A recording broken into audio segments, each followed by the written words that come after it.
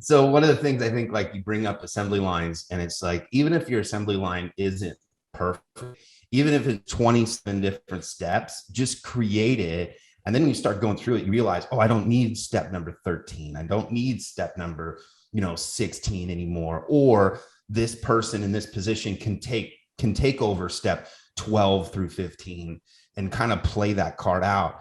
When you look back, and I know you were talking about reach local and everything like that, did you start off in an agency world? Were you someone that I know that I had gone back a little bit, and I know that you had said that you'd done some work for free, and that concept is, well, basically the give concept.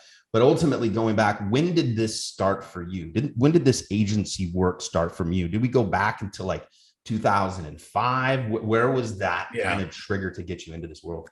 The first thing is I didn't know what I was doing. So I didn't know it was an agency. I didn't know it was a design thing. All I knew is that I was going to go out on my own, and I had a fallback plan. I have a year to fuck things up or make things successful. So my job was just don't be like screw things up so bad that you have to go back to a job. That was really my only focus, is I have 1 year to figure this shit out.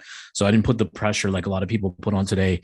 In 30 days, I must be making 10 grand a month or 100 grand a month or whatever today's unrealistic world or thinking is. It takes a little bit of time to have like a long-term success.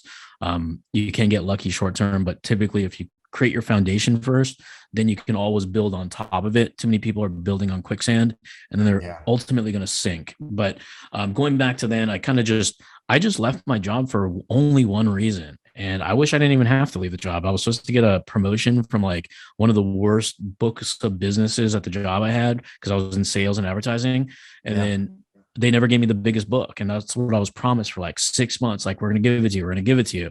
And I'm like a fucking bee in honey. And I'm like, dude, I want this fucking job. I want this promotion, because it's basically like a title promotion, not even a money promotion. It's like, there's more opportunity in here. The more you sell in here, the more I could have probably doubled my income, but I never got it. So it wasn't even about necessarily the money. It was about the principle and the promise. So then I decided I'm going to leave. And there was a product and a service at the company that was always never filled. And we were selling like advertising, and nobody did the graphics. So I just said I would outsource it to my buddies, and I'd be like, yo, dude, do this thing for like $800.